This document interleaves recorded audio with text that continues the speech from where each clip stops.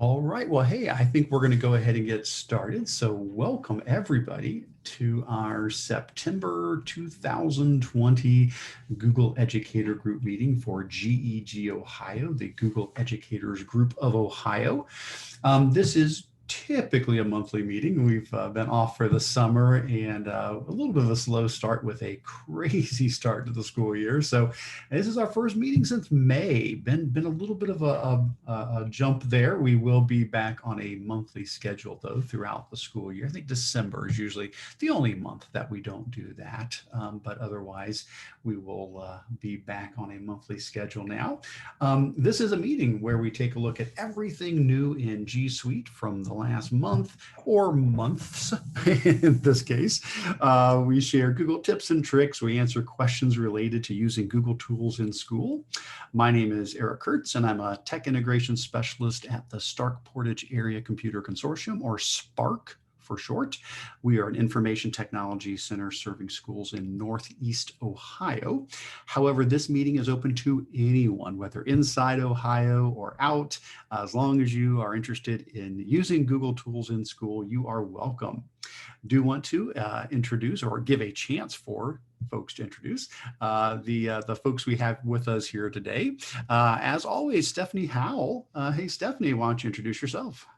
Hi, everyone. My name is Stephanie Howell. I am working for Pickerington Local School District, and I get to help teachers use technology in powerful ways. And right now it's crazy because we're back to school. We're in the hybrid model.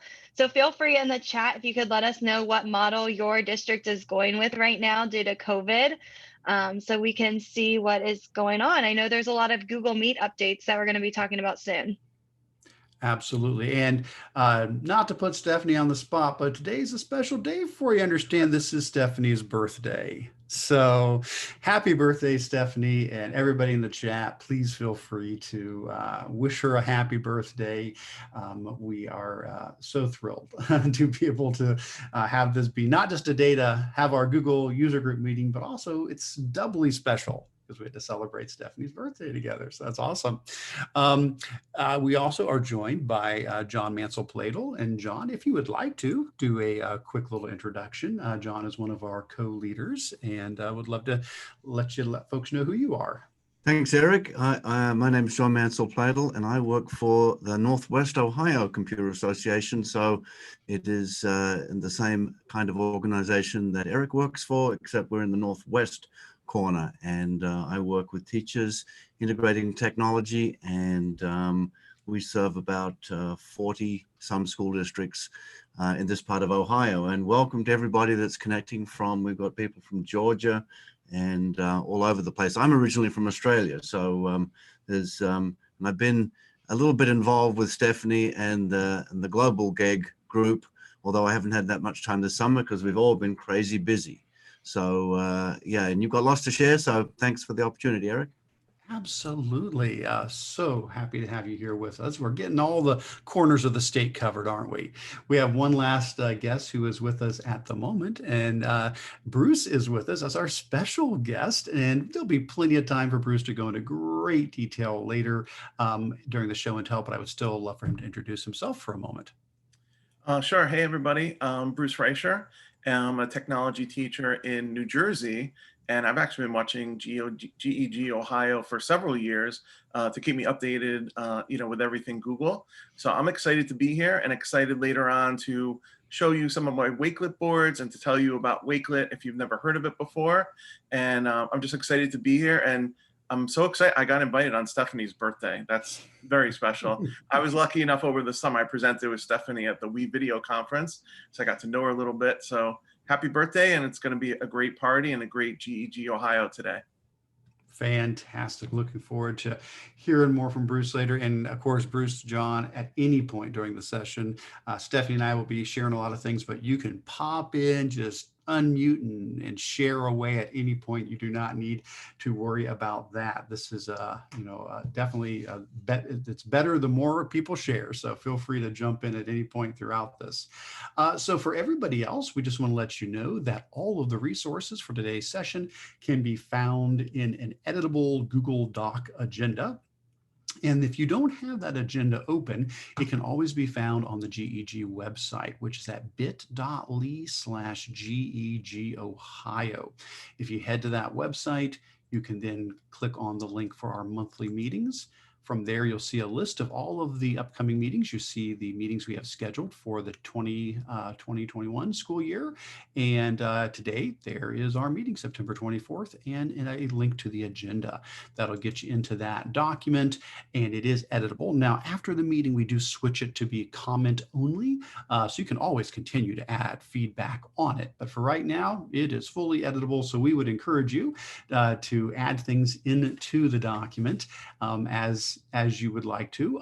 There are several sections in the document, including things such as upcoming events. So if you know of a webinar or some virtual training that people could plug into, or maybe the rare face-to-face event, maybe they still exist, I don't know, maybe, but anything of an upcoming event that you would like to get on our radar, please go ahead and fill that in the upcoming events. There is a section below the What's New in Google that covers questions and answers. So if you have any questions, please go ahead and start filling those in. And if you have any answers, do so as well. We are definitely not the experts. We love Google, hopefully as much as you guys do, but there's bound to be folks who are watching right now that can contribute great answers to the questions that come up here as well. We will take a look at the Q&A near the end of our session. Below that, there is a section called Show and Tell, just to share any cool stuff, any cool Googly related things. We do have a couple of different sections. I've got a spot where I've put in a few things that I've come across. Stephanie has done as well. Bruce has his section. But right here, you'll see there's one that says GEG Community Show and Tell. So we would love for you to take advantage of that, and you can fill in anything that you would like to in that spot. Can't guarantee that we'll have enough time to cover every single link in this document, but by getting it in there, other people can explore that. And so we definitely encourage you to do that. Beyond that, you can always communicate in addition to putting comments and questions, and very good. Hey, Star, put in a happy birthday there. For Stephanie, you can do exactly that. You can go ahead and you can add a comment over in the side of the document, but you can also just chat in our YouTube chat. We are going to continue to monitor that throughout the session and encourage you to communicate there as well.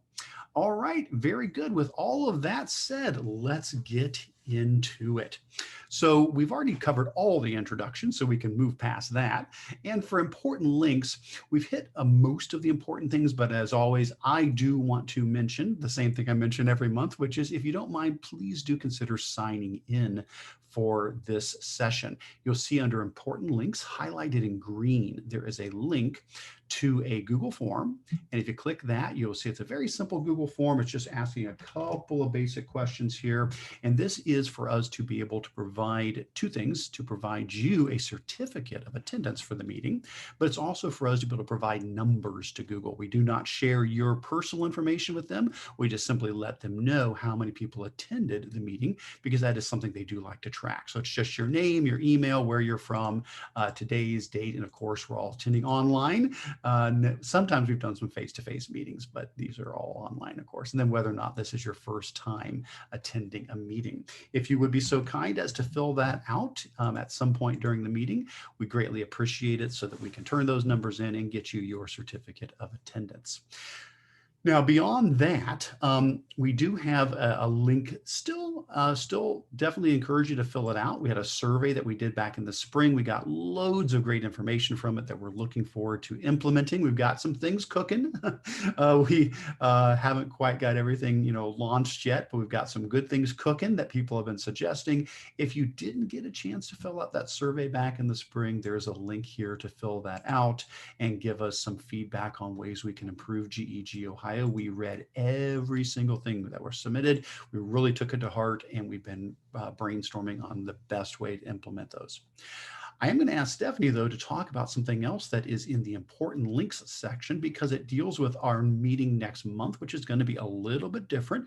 And Stephanie has been spearheading that. So tell us about this. So May from Google has reached out to GEG Ohio, and she would love for our community to have a town hall. And so what this meeting will be is we're not going to meet on YouTube like we are today. We're actually going to be meeting in a Google Meet. And we are going to be listening to your feedback and taking notes for Google. So if there's something that you don't really like about Google Classroom, or you have a feature request, or you have some other ideas, make sure you gather that feedback from teachers, figuring out how can we make Google's products better. And we are going to be taking notes and kind of collaborating together on different things. So make sure you sign up, because you will have to have the Google Meet link available. And everybody is, of course, invited, but it is going to look a little bit different. We're not going to go over all of the updates. We might at the end, but the first like 30 minutes is probably going to be about feedback and what can we look at Google's products to figure out how to best help students and teachers. And that's so neat. So excited that, that Google really wants to hear. They want to hear from the users. They want to know what are the pain points, what are the things that can make a difference.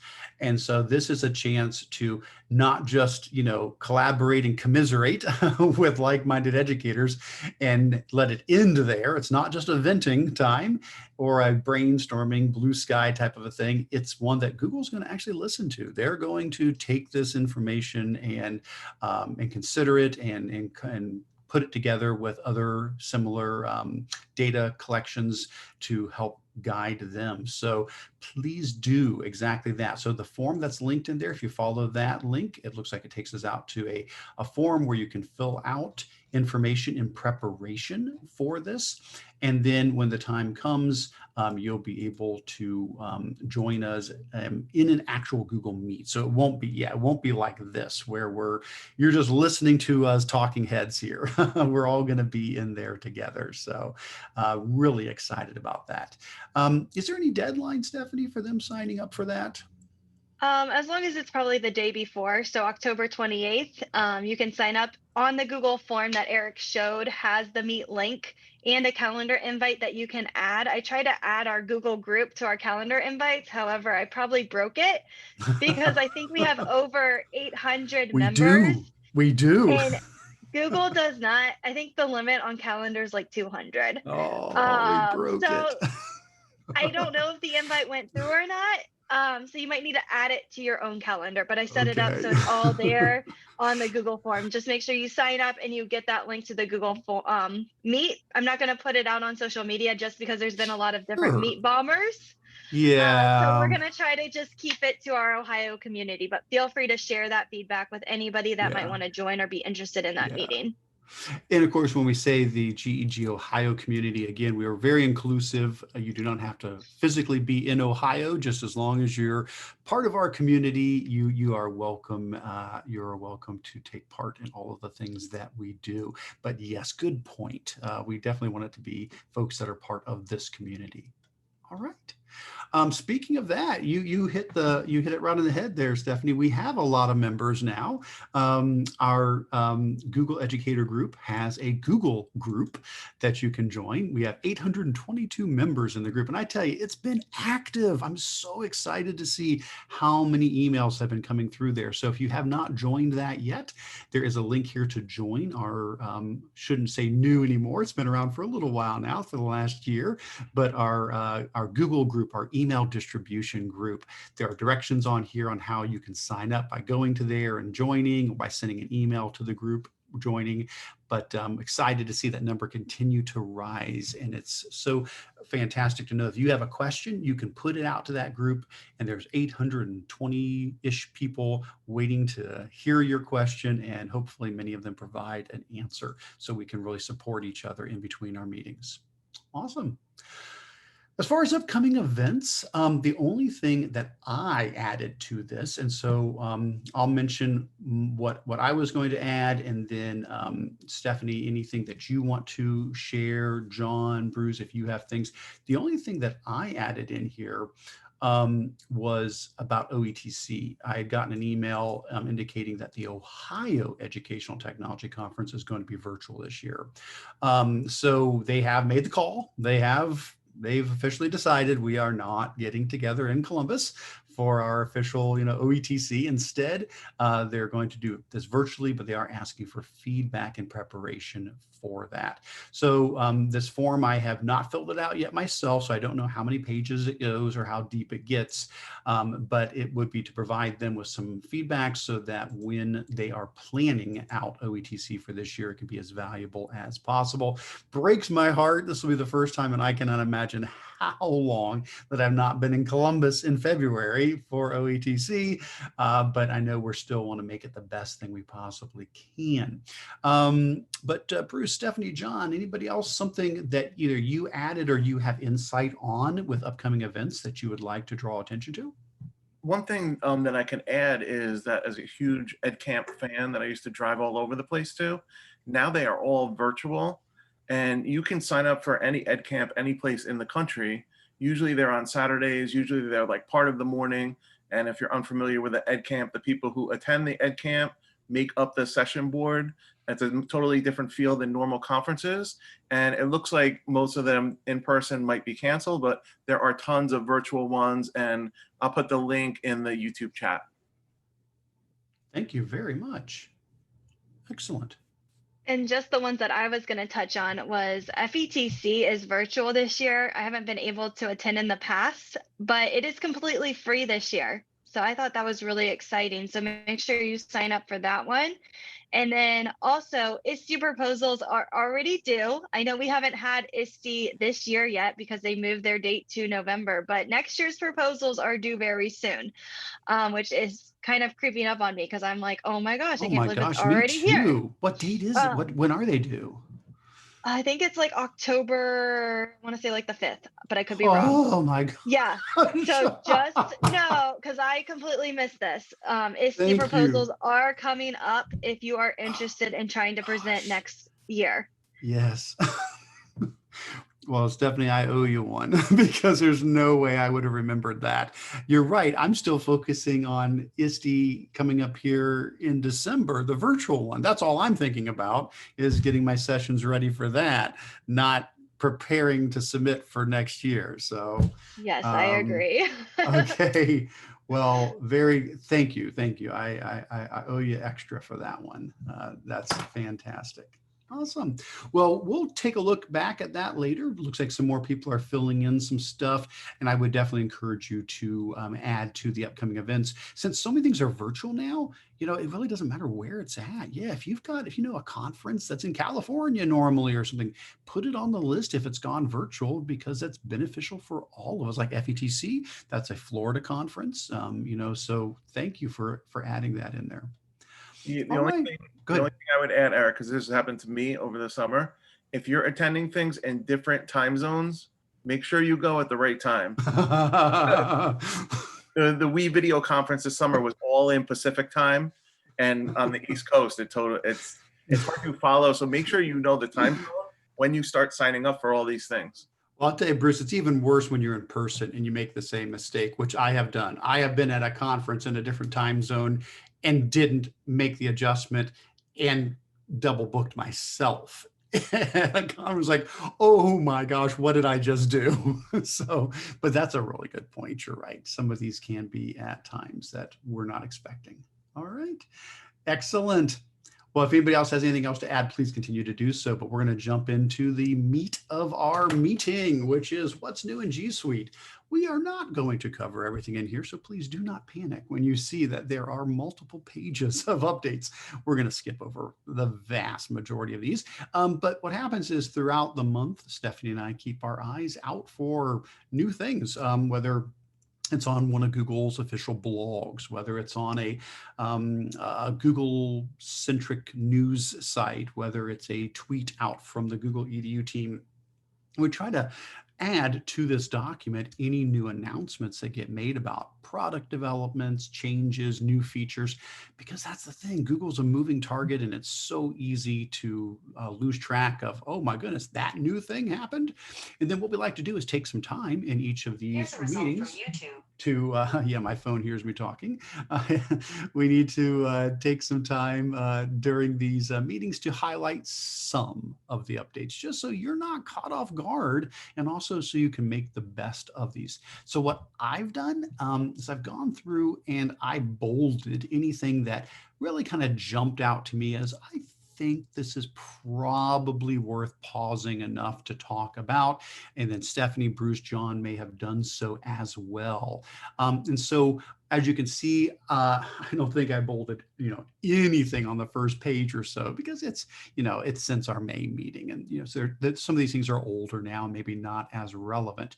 But if I get down into here, the very first item that we come across is from June 24th. And that was that Google announced that they were discontinuing 2 of their very popular extensions. Well, I thought they were popular, which was Share to Classroom and Cast for Education. And so at this point, it's August 15th. That happened. So this is a done deal. This has already happened. I think if you had them installed, you still have them, like they're still there. Like, I bet if I go up into my extension manager, I probably still have Share to Classroom. Yeah, it's still there. Like, I have it listed, but I believe they've been removed from the Chrome store and they won't get any updates, and they may just stop working at some point.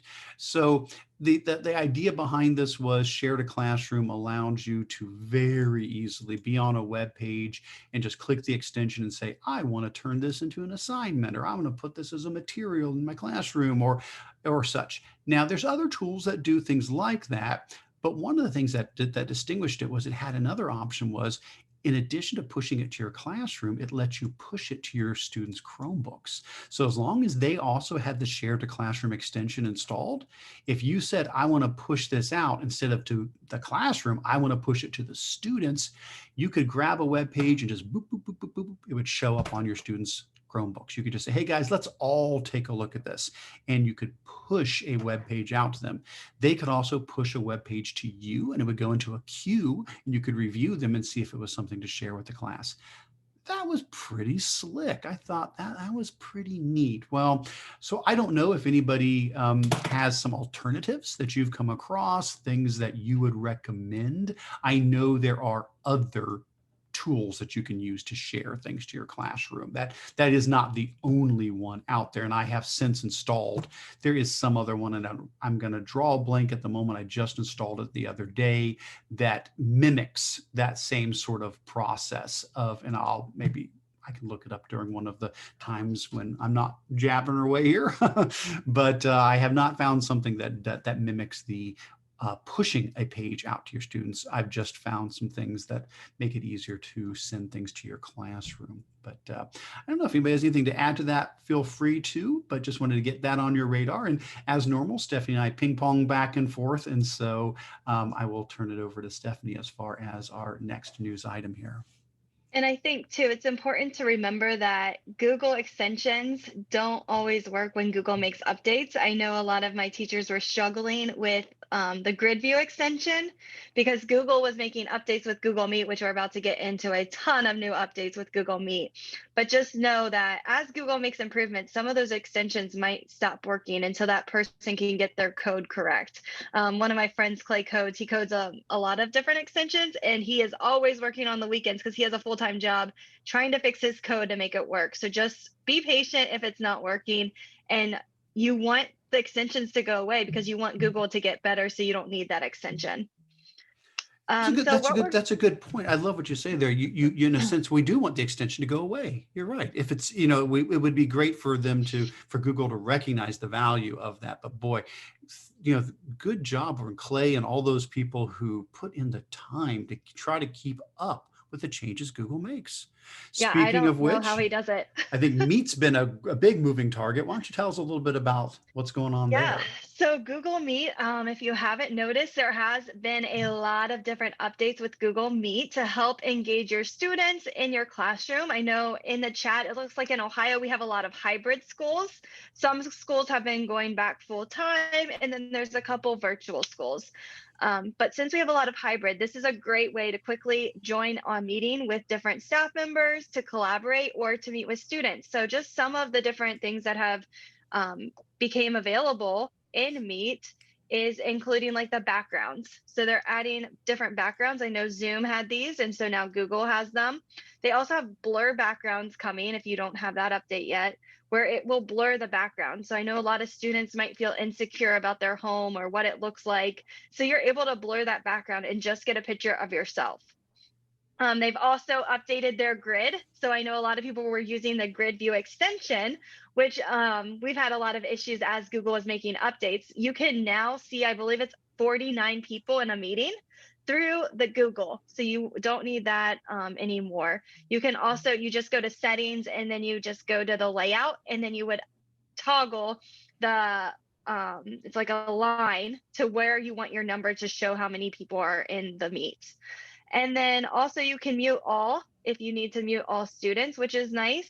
You can also disable the chat. I know this is rolling out and it takes about 2 weeks to roll out. So just know it's coming. I think Eric's going to pull it up so we can show you some of what this looks like. So once you're in, there's the background. Oh, sorry. So once you go in here, there's a lock looking thing and you can quickly see the share to screen. I can turn that on and off. I can also change the chat messages if I want it on and off. And then there's also quick access. So quick access is that knocking on the door. And you can either turn that off if you want to answer that doorbell every single time somebody asks to join. So that can be really annoying when you're trying to do parent meetings, because all of those parents might not be on that Google invite. And so this just allows you to quickly turn that off so you don't get interrupted as you're presenting in the meeting. But you have the ability to control that. In the 3 dots, we've got the change layout. And this is where you can go to tile. And then there's the line of where you can increase people or decrease the amount of people showing on your screen. You can also, on the 3 dots, blur your background. So I think Eric would have to turn on his camera. But for you to see that, let's see if it works. There we go. It may get mad at me because I'm using Zoom at the same time. Yeah, it might. So that's okay. But it would just blur his background and you could just see him popping up. So those are some of the features that have come up. Some of them that aren't here yet, but are coming very soon. In the chat, you're able to, it has like a new polling area. So you're able to pull questions and you're able to do it really quickly. So how's your day? You can either do good, bad, and then kids can quickly answer. Or if you're trying to do a multiple choice type question, just to see how everybody in the classroom's doing, you can easily do that. Also, there's a questions, which I really like, because when I'm presenting right now, like there's so many different comments in the chat. I don't know what's a question and what's just a comment. So as you're presenting, you can mark that you have answered that question, or you can say, I want to answer this later. And so it kind of keeps a way for you to filter those different questions at the end of that Google Meet. And then you can address any questions that you did not answer, or you could take those questions and make a Google Doc with answering those questions. After you end the meeting, I believe it's going to take your poll and the questions to a spreadsheet. So just like when you record a meet, it takes it directly to your email and it says your recording is ready. It's going to do that with your polling, and it's also going to do it with the questions. So you're going to have that available in your email. These are all rolling out sometime in October. These 2 features. There's also breakout rooms coming very soon. So breakout rooms are going to allow you to choose which students get to work in smaller groups, or you can shuffle the groups and it can be completely random. So what you would do is you'll just shuffle the groups and then they break out. You can bring them back together. What I've heard is you cannot record the breakout rooms, but you can record the main room. So I think, oh, and also the whiteboard. We've got the whiteboard. Yeah. So the whiteboard is Jamboard. You're going to be able to see Jamboard at the bottom. That is rolling out. I believe it said like Monday was the start of the rollout. So that should be coming in the next couple weeks. Same with hand raising. So hand raising, the kids can click. You don't need an extension anymore and they can ask questions. So tons and tons of features for Google Meet. I don't think Google is expecting all this that they would need in their features. And I think that covers a lot of the bolded areas. I don't know if I was supposed to cover You them all. you did wonderfully. The only thing that we want to add to this, and I think it probably will be easier to see. Let me go to the one. I know I'm jumping ahead here to August. This might be the one that, yeah, this one does a little bit of a better job delineating a couple of things. Let me zoom in on this one here. Everything Stephanie mentioned is we're just so excited about. These are really great features. The only caveat is some of them are not going to be included in the free version of G Suite. Most schools use the free version of G Suite. There is a paid version called Google Enterprise for Education, or G Suite Enterprise for Education. If you try to abbreviate that out, it's G Suite Education Enterprise. So GSEFE, they've been pronouncing it Giuseppe. So if you ever hear the word Giuseppe thrown around, they're talking about G Suite Enterprise for Education, Giuseppe. And not a lot of schools have taken advantage of Enterprise because up until now, it's not been that critical. I mean, good stuff in it, but it's like, oh, our school can exist without those things. Well, they've really loaded a ton of things into Enterprise now that are not coming into the free version. So for example, some of these things, yeah, we all get, like, we mentioned the 7x7 grid. Yep, everybody gets that. Jamboard, everybody gets that. In October, blurring backgrounds. Actually, that I already have. The blur background came out already. Replace hasn't yet, but everybody gets that. But then take a look at this: attendance tracking, Enterprise only. Breakout rooms, Enterprise only. Hand raising, everybody gets that. Q&A, Enterprise only. And then some of the other things that distinguish Enterprise would be the ability to do what they call a permanent recording. Free users of G Suite will be able to do temporary recordings. So if you have a meet, you can record it, but it's only going to stay alive for 30 days. And then after that, the video expires. So if somebody couldn't attend the class live, they'd have 30 days to be able to watch it and review it. But then it goes away. The video's gone and you can't download it or copy it. It's just a temporary video. Whereas Enterprise, you have unlimited recording to drive, and it does not go away. Other things that make Enterprise different is the number of participants. Not that I think it's a big deal, but with Enterprise, you can get up to 250 participants. I don't know that would be too common, whereas with the regular version, what is it, 100, 150? I think I've got a link in here somewhere because they were talking about when these changes come, and I think 100, yes. So 100 is the maximum otherwise. And then live streaming would be another example, like we're doing right now through Zoom. Live streaming is a feature you can do with Enterprise, where you can live stream the meet so that people can watch it even though they're not inside of the meet. So I will let you know where I work. The Stark County Educational Service Center and Stark Portage Area Computer Consortium, we're all one big blurb there, one big blob here. We have purchased Enterprise for our location. And so we got our Enterprise licenses about a week ago. I got them all rolled out. And so I went through a course on, what Enterprise does, and it does a lot of pretty nifty things. It's not just that. There's a lot more to it than that. And I'm happy to go into those details if people have questions on that. But if you as a school are thinking, we could use some of these new features, absolutely, I would be happy to share with you at least our experience, what we did to get Enterprise, how much it costs, the different pricing models that are available for it. If that is something that as a group people think are valuable, I included a bullet point down in my show and tell. And if there's time and you would like me to talk about that, I would be happy to at least share our experience with doing the Enterprise rollout. And I know too, Kendra Moore, she is the Ohio Google rep. and she would be more than willing to work with anybody that might need help with the enterprise features too. She even offered to come on GEG Ohio to help too if we need her to provide more training on different things. Eric and Stephanie, everyone, I have a really quick thing to add. When you can eventually do the backgrounds in Google Meet, I've seen a lot of people out there, educators, who they just put their Google slideshow as their background.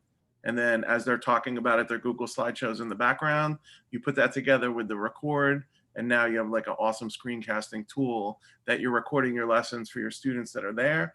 And then if you post it later in Google Classroom and you have a copy of it, it's pretty simple just to put your slide deck in there as the background. I love it. What a clever idea. Never thought to do that. Awesome. And then there was a question in the chat. Is there any way to bulk remove students from a meet? So I don't know if bulk is the right word as much as when you end a meeting, there is now the ability to kick everybody out, to like end it for everybody, the way you end, like with Zoom, you can say end meeting or end meeting for all. That was listed as one of the upcoming, moderation or management features. But to be able to go through and go check 10 of the 20 kids and boom, kick them all out.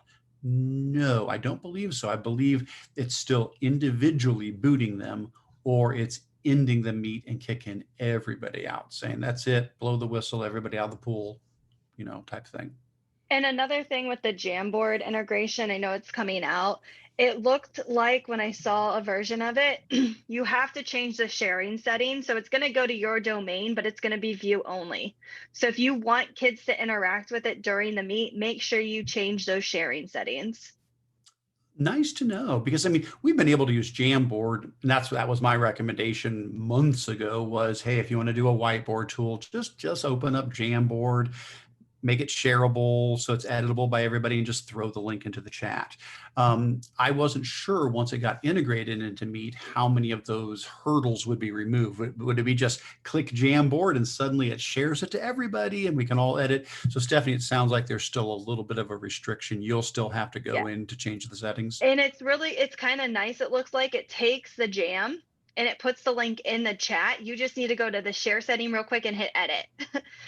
So anybody in your domain. So it's not too bad, and I'm sure they're going to work on it. That's not bad. And then it looks like you can pick a blank Jamboard or one that's already in your drive. So if you don't want to start from scratch and you already have like a lesson planned, you can pick it from your drive, which is really nice too. Very good. Very good. It's interesting to see in the chat what a variety of experiences people are having with when they're getting the new features. So I have our domain for the Stark County ESC where I am set as rapid release. That way we get things as soon as possible. There is the I don't know, the standard or stable or scheduled release, I guess it is, which is for folks who say, I'd rather wait about 2 weeks and let things get, tested out before they hit us and give me time to learn about them. I do have mine on rapid, but even so, some of these things have shown up and some haven't. I'm seeing some people saying, hey, we've already got Jamboard, and others, saying, nope, not yet. And I actually have two domains. I've got that, and then I've got my Google Trainer domain, and I've got that on Rapid as well. And so some things, the rollout is, I don't know. I don't know that there's any way to predict. The tides come in, the tides come out. Same thing with the rollout of G Suite features. You just sometime over the next 2 weeks, things start. They'll get there eventually. And then, real quick, another question about Google Meet. Star, she's in the document. She's not joining us on the chat live, which we know she's a loyal GEG member and we love Star. But she just asked, is closed caption going to work in the breakout rooms? I'm not for sure about that. I don't see why it wouldn't. I have, again, not having a chance to, have seen the breakout rooms yet, which is, again, so I'm really excited about with Enterprise, excited to try that. I can't imagine why they would turn off the closed captioning feature. So Mhm. probably not an issue. But did you? I love her suggestion below that, though, Uh-huh. about being able to say, okay, in the list of 20 people in this meeting, this one person is serving as an interpreter. Can we pin that person like up in the top corner so that they stay in an interpreter spot? Yeah, definitely give that feedback to That's a Google because that is a great great idea. suggestion. And I think Yeah. the more of us that think that's a great idea and suggest that feature, the more likely it will come to Google Meet. That's good thinking. They used to have in Hangouts, they actually had I wouldn't call it an add-on. They used a different word. I don't remember what they called it back in the old Hangouts days, but there was like a Hangouts marketplace you could go to and you could get like the Hangouts toolbox and things like that. They did have an ASL interpreter add-on for Hangouts that did just that. So at least there's a precedent at Google for having the culture to want to support that. So that would be great to see. All right, very good. So I'm sure we're going to hit Meet a few more times. Some of the things here might be duplicates, and so we can skip over them if we've hit that hard enough. But the next thing in the list here was that Google Lens added or is adding, probably by now has, a homework filter, which will allow you to simply take pictures of math problems and get a solution worked out for you. Now, Google had purchased an app that does this. I believe it was called Socrative or Socrates or something along that line. Sorry, drawing a blank at the moment. And they have incorporated that content into Google Lens, so that in Google Lens, you can take your camera, point it at things, and it tells you, oh, this is uh, you know, just on a personal note, I've started one of my hobbies. I tell you, the COVID hobbies we get are crazy. First, it was bird watching. Now it's mushroom hunting. Yes, I am now obsessed with mushrooms. So I go for hikes and I hunt down mushrooms and, find cool ones. So I use Google Lens to point them at the mushroom and it tells me, oh, this is, blah, blah, blah, blah, blah, or whatever. So it's a wonderful tool just to identify anything that you come across in real life. Well, just heads up for math teachers, be aware that Google Lens has a homework filter where if you just point it at a math problem, then it can solve it and return a solution. I know there's tons of apps that do that already, so it's not like this is something revolutionary. Just don't be caught off guard. Be aware that this is something we want to figure out how we can leverage this in a positive way for our students. And I know there probably could be some academic integrity or cheating concerns that could pop up right away, but something like that. But just wanted to make you aware of that. All right. So Stephanie, next up is another Google Meet one. I don't think we mentioned this one. Yeah, I don't think we did. So they're adding a noise filter to Google Meet. I think I have this in my domain. I don't know if anybody else has it and when it's rolling out. But in here, you're able to cancel out background noise so that your audience can hear you. I know in the video that Google showed on this blog post for it, they talked about they're at a train station, so it's really loud. I know we don't really have that in Ohio, but once the noise translation goes on, you can hear the person a lot better than when the train's going by. So it's a really cool feature, and it could be really helpful for students that might have a noisy learning environment at home.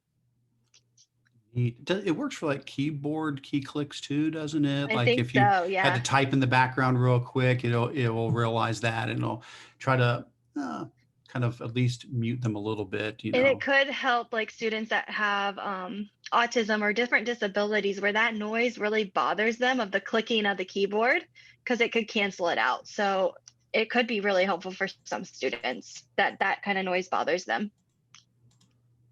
Very good. All right, let's see what's next up here.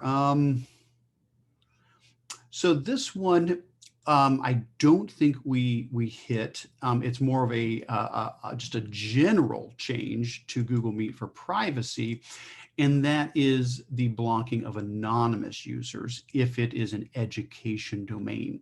So what we mean by an anonymous user is somebody who's not logged into a Google account. And so if you start up a Google Meet using your personal account, that's one thing. But if you are creating a Google Meet with a G Suite for Education or G Suite Enterprise for Education license, if you're using a school G Suite account, people who are not logged into a Google account will not be able to join the Meet.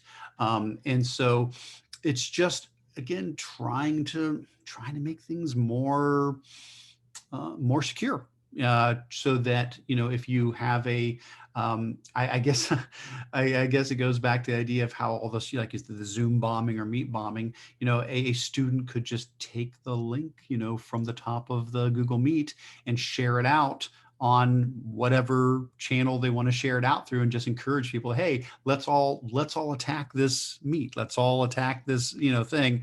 Well, if somebody were to publicly share that link, then it would prevent people from being able to join anonymously.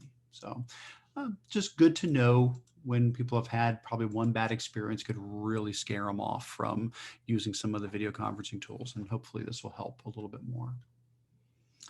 I think we already hit. Yeah, that's the one we already hit. Although we did talk about new classroom things. Did you want to mention Yeah, we can some do of that. the new stuff that was coming with Classroom? So with Google Classroom, you can now, everybody should have this rule out, get the Google Meet from Google Classroom. So that's going to be really nice to be able to go into Google Classroom, turn it on in the settings, and then you're able to have your students join right from Google Classroom, which can be really helpful. They've also added a to-do list, which if Eric, you scroll up a little bit, I think it was above here. There it is. So students can see what is upcoming and what they need to do. So they've got a sign missing and what's due and what has already kind of like been scored. So they're able to see what they have done and what they need to do. Just know that it is based for Ohio, at least in our district, because we've been trying to play with this, is because our students love this. In the to-do, it is for Ohio. I believe the day is Sunday to Saturday. And a lot of my teachers wanted it to start on Monday to Sunday, the week, so that kids had like the Sunday to get stuff done. So we might have to kind of rework some things so kids can have that to-do list, because we're using the due dates because of this parent guardian summaries. We're using them because of the Google Calendar integration. So just know that if you are assigning it, be careful. And we try to play with Google Calendar to get it to switch for the kids, and it was not switching. So it is staying that Sunday to Saturday. So just make sure if you want it to be like this week, you check your dates. So that's my big tip for the to-do list. But the kids love it, and it's been helping us so much with their virtual work when they're not at school and they need to figure out what they need to do. The next thing in Classroom is that there's a new way to join. You can now send a link to students and they just click the link and they're in your classroom. So no more codes unless you want to use the code, but all they need is a link. So you just go to the person and then you can see right there, it says copy the link, and you can quickly share it to your students. So just a new way to add students into your Google Classroom. They're also working on originality reports. So in the spring, when they first rolled this out I think it was like maybe a year ago, you got 3 free per class. You can now have 5. So they're moving from 3 to 5. And then if you have enterprise, you now have unlimited, along with it scoring within your domain. So it's going to look at other students who have submitted reports if they have checked the box. And then it's going to compare other students in that domain to see if they're cheating and what else students are working on. And then I don't know if on this one is the citations. No, well, that's probably more Google Docs. Yeah, not in this one, but yeah. Okay, so we'll wait for that one.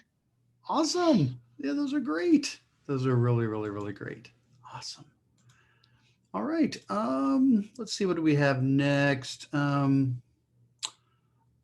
think we hit, yeah, I'd say we hit most of that about blocking people from knocking again. So if you kick somebody out of a meet, they can't get back into the meet unless you reinvite them. I think we hit a lot of that. You mentioned the class link there. So I think we hit a lot of that. Let's see. And I think we probably hit this too. Yep, we did. You talked about being able to stop students from presenting or chatting if you want to turn that off. You know, we saw that feature, so we hit that. So I think the next thing that we really haven't talked about, these two here, I think are from the same website. Let me make sure. I think these are both from Chrome Story. So Chrome Story is one of the blogs I follow that is Google adjacent. So they kind of follow things that are developing with Google, and they'll share things. This is not an official Google blog, but it provides a lot of neat things.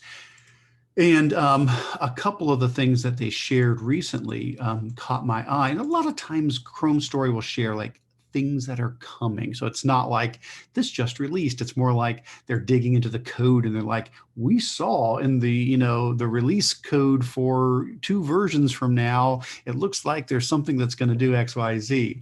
Well, the 2 things that caught my attention from it was, one was the potential to support multiple profiles in Chrome. If this happens, I'm going to be so thrilled. So let me explain what I mean by that. I'm on my Windows computer right now.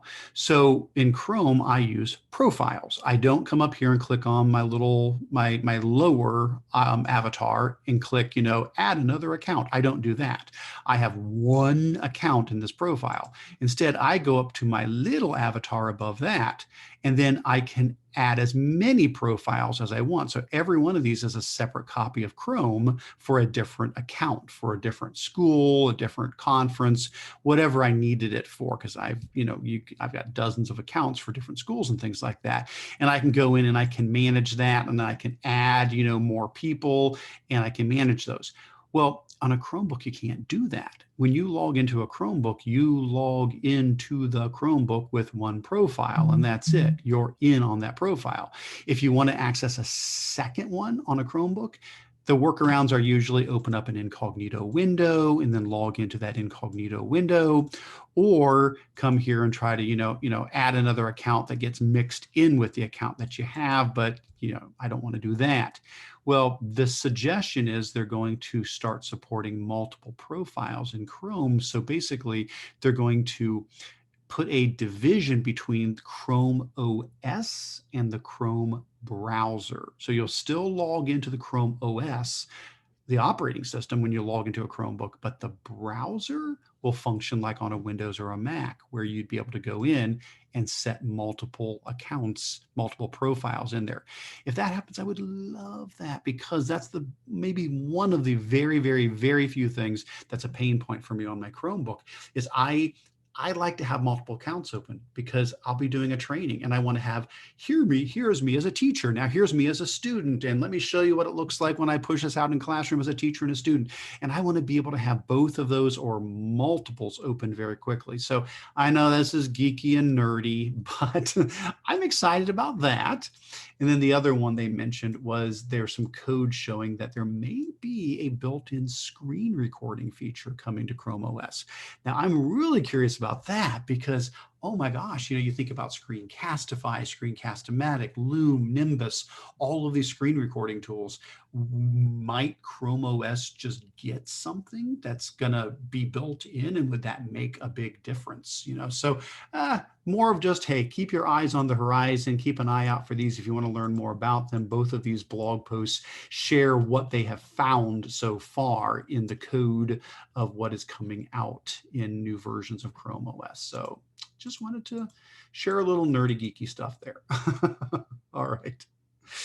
And I think we've hit most of the rest of these here. I think I'll have you talk about citations, Stephanie, because we've talked about more controls, blur your background, C49 people, Jamboard integration, which timing wise, this is perfect because it'll give us plenty of time to switch over to show and tell and Bruce. So tell us about the citations.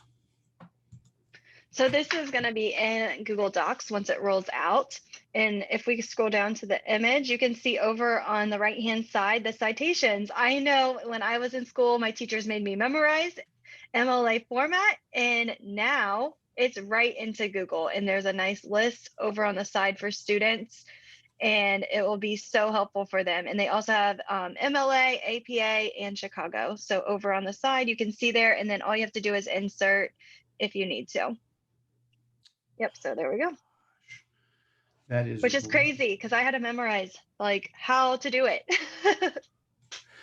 that is so neat, because I know right now the only way to do this would be with like, I usually recommend EasyBib as an add-on for Docs, so that you can keep track of all of the references and then have it create the bibliography. I don't know, it looks like, from what I can see here, this would be an absolute replacement for the EasyBib add-on. So excited to see that. Very cool. All right. Well, very good. We're going to shift gears now, but as we're getting ready to do so, what I would say is, does anybody have anything to, oh, somebody said there's a bad link on the Google site going to an old agenda. Really? Is it? If it is, I apologize for that. Oh my gosh, look at that. I have a bad link. Wouldn't be the first time, guys. Wouldn't be the first time. It just got, yeah, copied over from an old one. I will fix that while Bruce is sharing. Thank you for letting me know that. I am so sorry about that. I did put the link to the agenda back into the chat, though, in case anybody missed it. So what we're going to do is we are going to switch gears over to our show and tell. And during this time, we just share cool things we've come across. We're going to start with Bruce since he's our guest. And I will unshare my screen and I'll give total control over to Bruce so he can share his and talk us through everything he wants to share. While he's doing that, I will fix the link so that link will hopefully be corrected. So sorry about that. And if anybody does have anything that we've skipped over, please do feel free to throw that in the chat and we can get back around to that. But I'm going to stop sharing.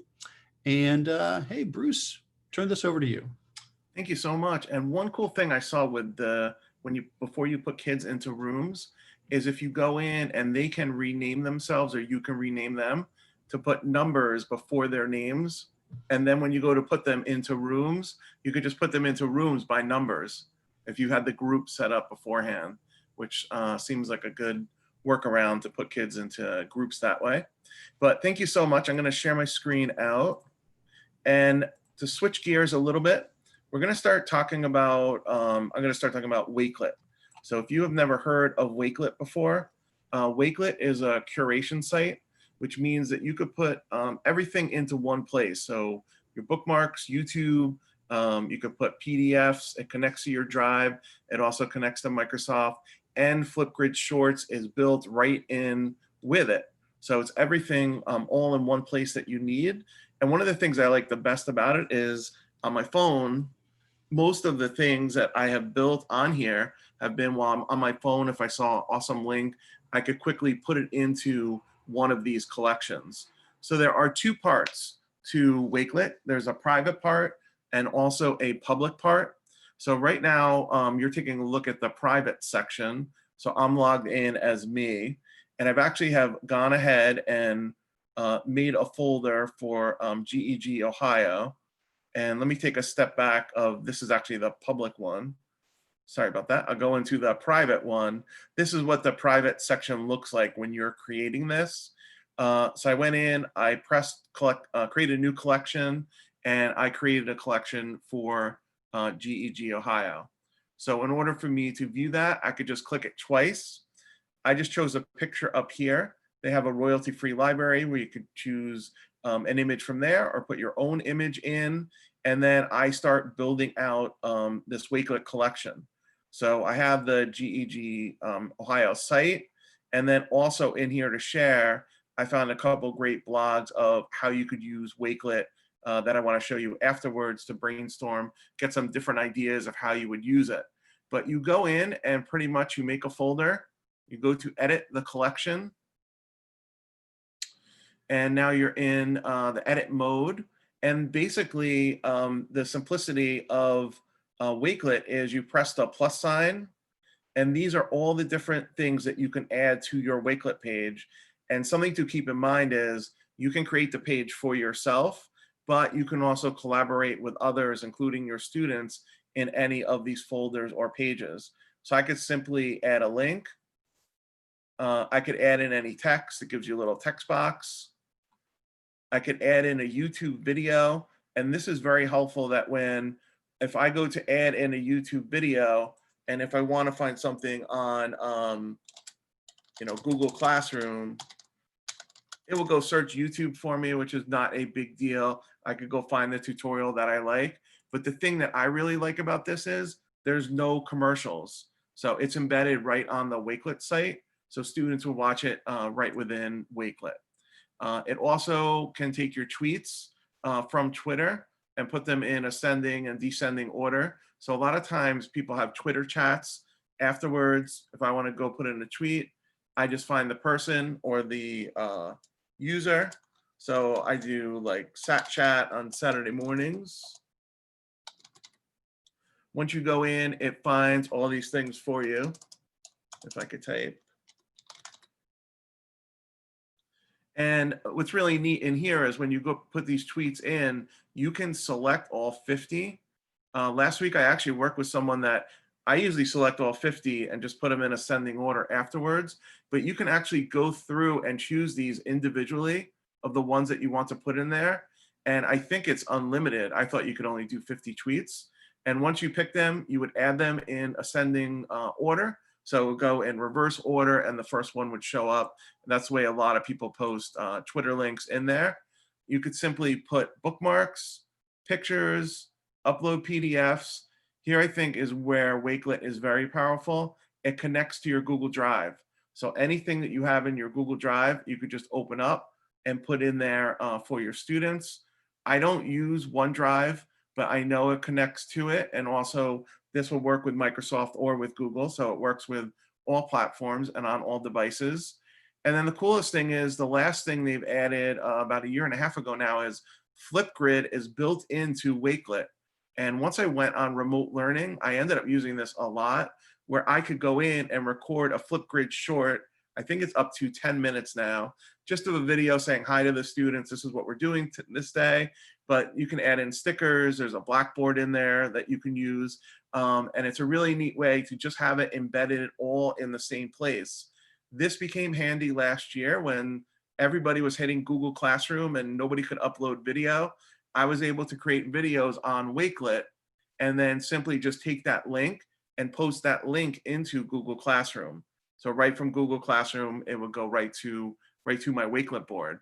And if I click this, I don't know with the camera how it's going to work, but it looks just like Flipgrid Shorts that you go through the different parts of it. And I'm actually gonna back out of it because I don't want it to mess up my Zoom camera. But it's very easy to use. It's the same thing.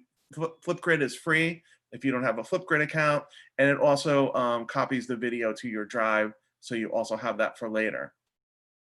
So far, everybody has been in this private account. The thing that I really like about this is if I open up another tab and just go to wakelet.com and then put in my username @Reicher, now I can have all of these and they could be shared with you. So now this is the public page as opposed to the private one that I was in. And now here's this GEG folder. Everybody can see it. What's really neat is once you get in this, I can also share this with anyone. I can also copy the folder if you want to copy it onto your Wakelet board. Okay, so here's GEG in here. There were some good articles that I put in here, blog posts. If you never used Wakelet before, really neat ideas. Digital portfolios for high school students that could put videos, all of their things in there while they're applying for a job, and then just send the link. put all your bookmarks together for research. There are a couple ways I'll show you how you could share this with students. If students are under the age of 13, you just give them the code. If they're over the age of 13, they can you can give them the link, and they can also make their own Wakelet page. Digital storytelling, and all of these are hyperlinked out. Project work. Actually, this is very helpful for if you're ever out from school too, to leave for the substitute. I could leave, which I did today, like all of the work for the students, and just copy the Wakelet link over to Google Classroom. Lesson plans, resources, and also it has on here developing new skills. So this gives you a couple of different ways that you can use Wakelet. And again, I was able to crowdsource this together, put it all in one place. And if you never used this before, this is a good how-to guide of exactly how to start. If I go back in as the owner, I just want to show you also the collaboration piece that I could go into our collection. And now there's a couple of different things in here. I can invite in, and this is what I was talking about before, but so you could see it. If kids are under the age of 13, here's a code that I could give them. If they're over the age of 13, I could copy the link to them, or I could go to names and emails if I wanted to of other educators and crowdsource these folders together, which is something I do for my green screen folder. I have 3 other educators who crowdsource it with me. Whenever they find anything, they can go and they can put it up to Wakelet. Also, I can just share this collection out myself, and you'll notice all those familiar icons up there, that it could be a QR code, right to Classroom, any of these other ways that I could do this. A lot of colleges have started to do this, and we started to do this with a web page for our book, use the embed code where they're actually building their websites on Wakelet, and then just take this embed code and embed the code right onto their regular website. So it would take your Wakelet site that you could easily update from your phone or any device, and then put it over to wherever your main web page is. And that's a really easy way for people to get in, again, to crowdsource and to contribute things. So very easy tool to use. A couple of other helpful tools on here is if you're in Wakelet and you go to search, you can now search for any person or any collection. So if I were wanted to find collections on 7th grade math, I can now go in, and this reminds me a lot if you ever used something called Symbaloo in the past, where I could go into other people's collections, and really I'm like digging into their bookmarks of what are other good collections that 7th grade math teachers in this case have found, and you don't necessarily have to, you know, recreate the wheel. And when you go into one, you can take a look at the collection. You can follow the person if that person has a lot of good boards. You can also save this as a bookmark in Wakelet. And if you go to share it, you can copy the whole collection if you want and put it right into your collection. Okay, I don't want to do report. Okay, but some of them let you copy the whole collection. In this one, I could just copy the link to take it. It's all set up, you know, for sharing.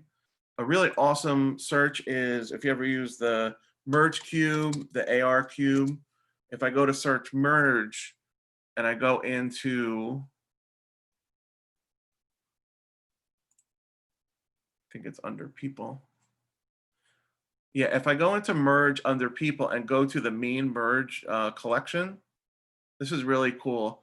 You can have your students make their own merge cube, and then all the activities are already on this page for you.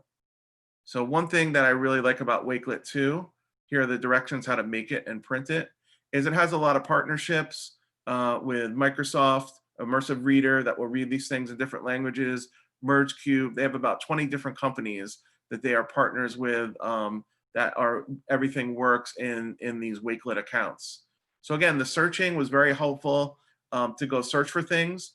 The showcase shows like their exemplars that Wakelet has gone and chosen. And again, you see what some of them are on here, all really educator, you know, based things.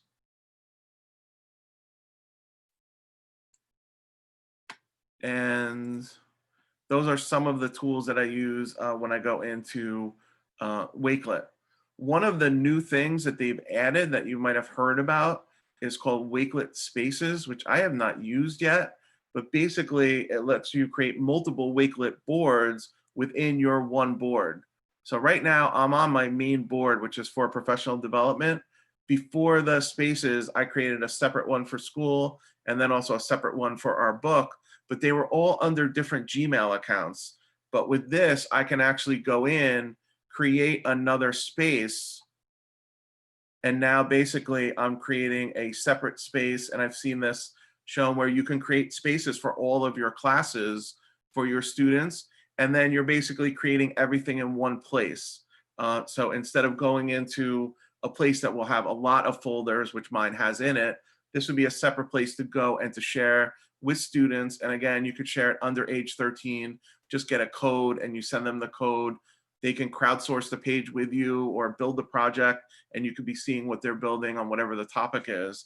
So this is something brand new that just came out a couple of weeks ago, which I have not used yet, because in the past with different Gmail accounts, I actually just have gone through and created separate Wakelet accounts for myself. But now that this is here, this is something that is brand new that I'm going to use. And if I wanted to create a special space and say for my Python coding class, I wouldn't have to do it totally separate. And once you create it in here, it looks just like the regular Wakelet account. So there's nothing new that was added in here. The only addition is right over here to the left. You can add as many of these extra spaces as you want and really customize them for a certain group, instead of giving them your whole Wakelet page and maybe directing them to one specific folder. So that's a really nice enhancement that Wakelet has come up with, in the past couple of weeks. And I use Wakelet, like I said, I have different collections. This collection, I think these are in the notes. I have a collection that I've created, the PD one, which basically, and I started using this 2 years ago at ISTE, where I had so many links that I was just emailing to myself. I finally went and put it in a collection. You can also create a really nice left navigation when you go to edit your profile. And these actually work. You could put in Twitter, Facebook, all your social media with it. And you'll see some of the different categories and breakdowns I had. Now, before Spaces, what I ended up doing, this is on my own personal account. And then I have one for my school account. And you'll see this is a lot less busy. Almost, I think, what Spaces is. These are just my classes that I teach. When I go in here, I can put all my resources in one place and also share them with students. This year, one of my goals is to have students help me collaborate in these folders. I don't even think there's a folder here. Oh, actually, there's only one thing. But I found out a couple of weeks ago, I'm teaching passion projects for this year, which is awesome. I can invite students in to show me their collections of what they're collecting for their passion project, and the rest of the students would also be able to see it. And then the final thing to share, and then I'll take if anybody has any questions, is I was lucky enough the past couple of years, I wrote this book called Scripted with Paula Nielinger and Randall Tomes. And one of the issues with writing a technology book is how to keep it updated. So we made a Wakelet site.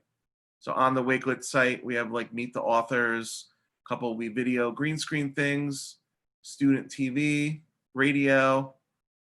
Here's all different tools from one of the chapters. And a couple of things with this, eventually we're gonna make a folder that we want the readers to crowdsource different media projects that they could put on the Scripted EDU site.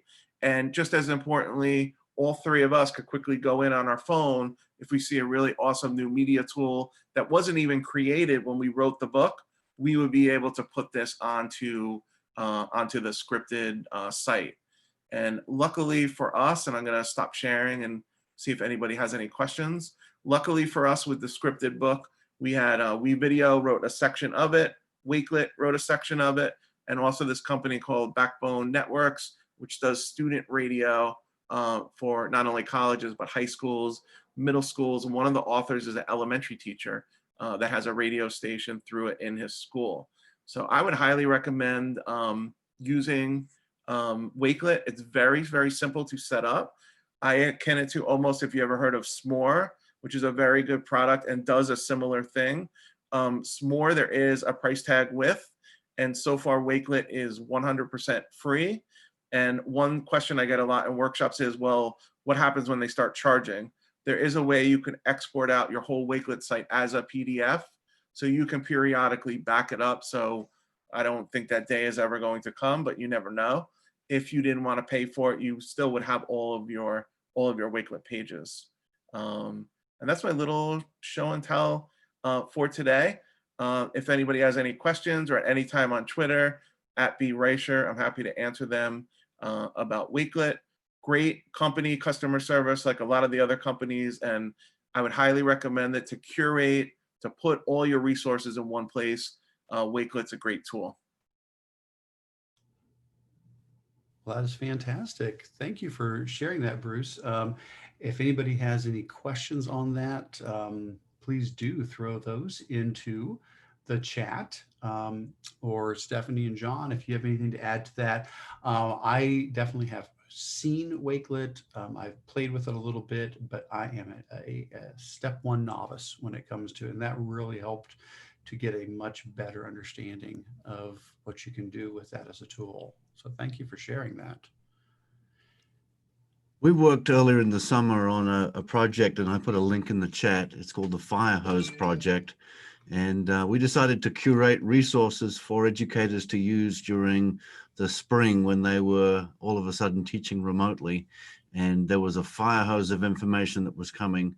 And so we actually partnered with Wakelet, and we ended up working with James from Wakelet, and he actually set us up with, and I think it's, I don't remember, Bruce, what you said those were called, but it's kind of like the public page that you can then have, you can make some of your collections public and you can keep some of them private. Right. You can go into those spaces, and every time you add resources to it, it gives you a choice. And by the way, if you're doing this for the first time, it makes everything private in the beginning. So you want to be sure to go and make it public if that's what you want to use it for. But yeah, Wakelet is fantastic for putting all those things in there, and crowdsourcing, as long as people have the codes. And I find I use it a lot if people are asking a lot of questions about green screen on Twitter. Now I can have my own place that's crowdsourced and just give them that one Wakelet link to a green screen folder, and then all the resources are there. And I know too, with remote learning, a lot of our staff members have been collaborating more than they ever have, sharing resources. And Wakelet, using that new space that they've created, is such a huge thing that educators could use just to collaborate on different lessons and standards. They just have to add whatever they need to add onto that Wakelet collection. So if they find a tweet, they can just add it onto that. If they use Google Docs, they can add it on. It's super easy. Yeah, and there is, I failed to mention, but there is a Chrome extension for it that makes it your home page, and it will pick up your tabs, and easily you can put things in there. And as I showed before, just by showing my phone, but it's really cool that whatever you find online, there also is a Wakelet app, and you can easily, in like 2 steps, just hit the little triangle and arrow up and send things over to a Wakelet folder and make a collection if there's not a collection for it. And the points that you guys said too were perfect. For remote learning, this is a great tool because it's also not platform specific. So you could be on any, as long as you have an internet connection, it will work. And one tool I want to learn more about, it's a newer tool to it, is they partnered with Microsoft last year for Immersive Reader. And Immersive Reader is built into Wakelet. So Immersive Reader will read any of those pages in different languages, different paces, and different pace of speech, and all those things, which is fantastic. Awesome.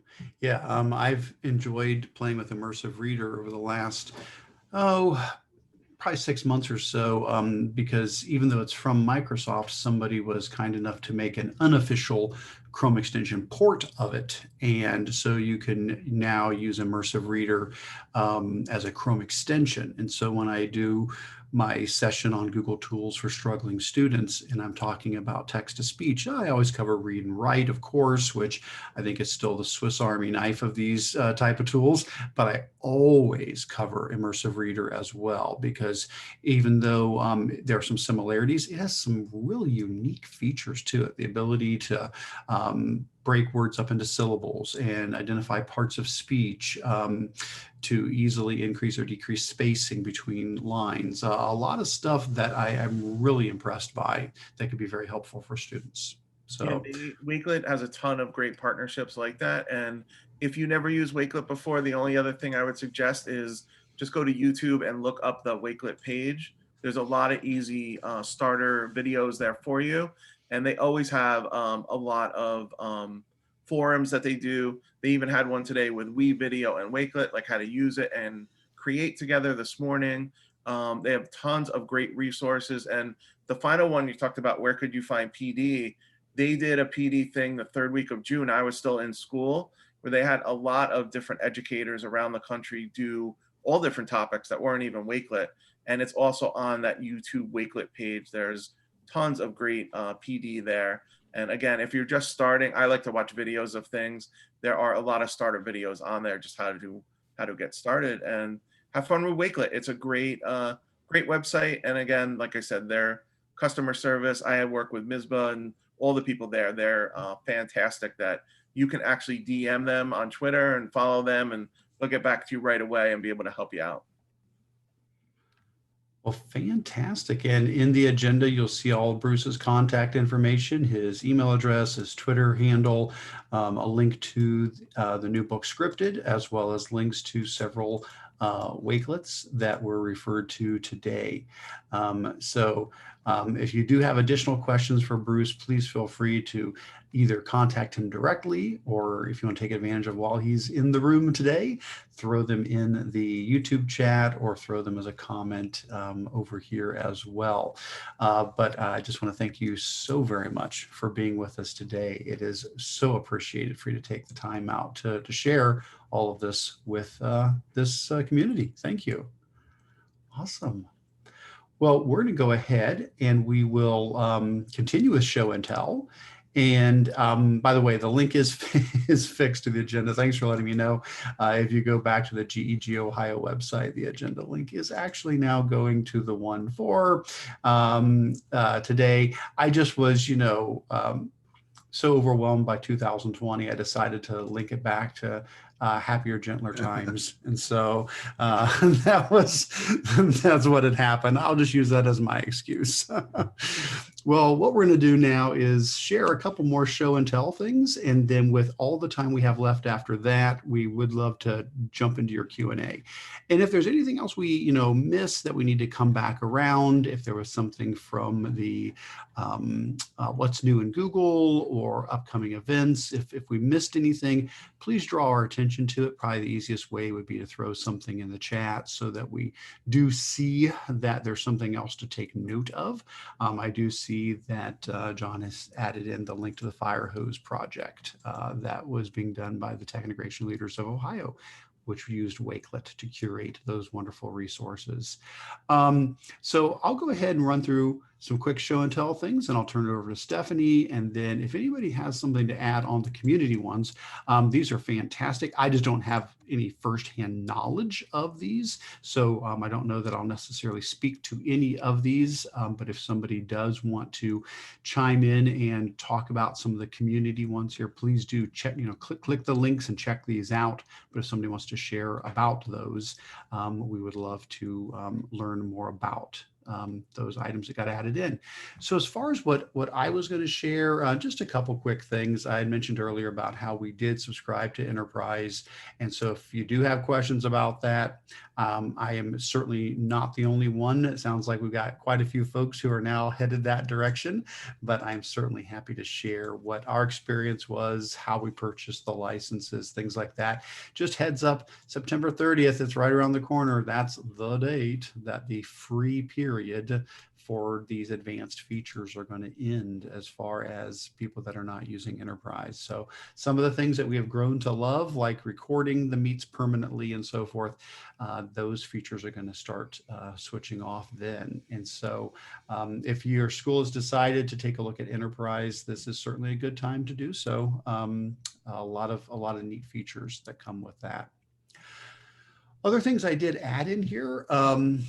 One was about downloading a YouTube video, which I am not endorsing. And this article also says the same thing. We're not endorsing illegally downloading YouTube videos. But it's just such a common question that comes up every now and then about needing to be able to play a video offline or when you're somewhere without a good connection. And so 9 to 5 Google goes through a bunch of options on ways that this can be done for appropriate reasons. Heads Up Science Journal, wonderful app that I've loved from Google for a long time, is still going to live, but it's getting a new home. Arduino has taken over for it. So if you're not familiar with Science Journal, it's a really neat mobile app that basically lets you use all of the sensors on your phone to record real world data. You can use the accelerometer, the light sensor, the volume sensor, all these things to record real world data that then gets spit into a spreadsheet that you can then analyze. And there's just tons of lesson plans that are available online through Google and other sources on how this can be used for STEM, for math, for science, lots of neat things. Well, for whatever reason, Google has decided that they are no longer going to develop the Science Journal app, but rather than let it die, which unfortunately that happens, there's the Google graveyard where things just disappear. Arduino has decided they will pick up the torch and continue to run with it. So basically, if you've downloaded the Science Journal app for your iPhone or Android phone or your tablet or the Android app on the Chromebook, if you've done that, the app will still work, but it won't get any new updates, and eventually will probably just stop working. You are encouraged to go out and download the new Arduino version of the app. I did that on my phone. It looks very similar. I mean, there's no new learning curve. If you've used Science Journal, you'll be totally fine with Arduino's Science Journal. It is the same, open sourced code that Google passed over to them, but they're going to be continuing to develop it and do a lot of other neat new things with it. So just heads up on that. This is one I came across the other day. We had somebody who had sent out a Google form and they needed to allow people to go back in and make changes, and they had forgotten to turn on the option to allow people to edit their changes. And so people were not getting that link that says, hey, click here if you want to go back in and make changes to it. And I said, well, there's got to be a way, though, a way around it. And so what we did is we turned that switch on, but then I found this blog post that has a very easy to copy and paste app script. So this is the source code, very quick. Copy and paste this into the spreadsheet, refresh the spreadsheet, well, copy and paste it into the scripts portion of the spreadsheet, refresh the spreadsheet, and suddenly you get this new button that you click and it says add form edit response URLs. And it will go out and it will pull in the code, the URL links to go in and edit each of these original responses. And you say, well, Eric, can't you just edit the spreadsheet? Well, yeah, I can, but the people that were filling out the form, they don't have access to the spreadsheet. They only have access to the form. And if you change the spreadsheet, it doesn't go backwards. It's a one-way communication. You can put in a new piece of data in the spreadsheet. That does not feed back to the form. But if you put it in the form, it feeds into the spreadsheet. So these edit URLs are normally what you get when you say people are allowed to edit the form. But if you need to force that, which that's the situation I found myself in, I was so happy to find this code that was very easy to add to the spreadsheet. It generated all those links, and then people could very easily, I could give those links out to people. You can just like a mail merge and send the links out. They can then go in and complete what they had started or make changes or adjustments as needed. So that's a very specific problem, but if you have that problem, there's the answer. So that's nice. Another problem I had recently, somebody was asking about, hey, I'm just trying to find I know I've got these unread messages in my Gmail. I know I do. It says I've got them. I can't find them. And I just wanted to remind you there are some really cool search operators that you can use. So when you are using Gmail and you go to the search box at the top, there are things you can type up there when you run searches. And what I instructed them to do was to put in the code is:(unread). And then when you search for that, it brings up all of your unread messages. I then had them add label:(inbox) to be able to just find things in their inbox that were unread and narrow it down further. But folks, there are so many of these operators you can type in there that if you're running a search for stuff in Gmail and the built-in search features aren't quite enough to get what you need, there are these additional operators you can use. And so I did put a link into those if you find that to be useful. And then lastly, we had some questions coming up recently about math manipulatives, especially with virtual teaching. And I do have 2 blog posts on using Google Drawings for such. One is a bunch of creative ways to use Google Drawings for math, for lines of symmetry and congruency and all kinds of stuff. And then another one specifically on pattern blocks. But while the discussion was going on, a bunch of people were tossing out others. So I went ahead and added some others. Some of these I've shared in the past. Others were new to me. But things like Toy Theater, Polypad, Didax's Virtual Manipulatives, the Math Learning Center, all of these totally free ways to be able to have virtual math manipulatives that you can be running through Google Meet, for example, with your students, or just signing out to them. All right, so those are just some of the things that have been on my radar recently. If there's any questions on those, that's fantastic. Otherwise, I will turn this over to Stephanie. And if you'd like me to unshare, I can do that too, if you want to take over sharing, Stephanie. Okay, I'll just probably have you do it since I don't have too much. So I have a digital newsletter that I have been doing the past couple of years, and every week I'm just adding more resources. So feel free to save that to your drive.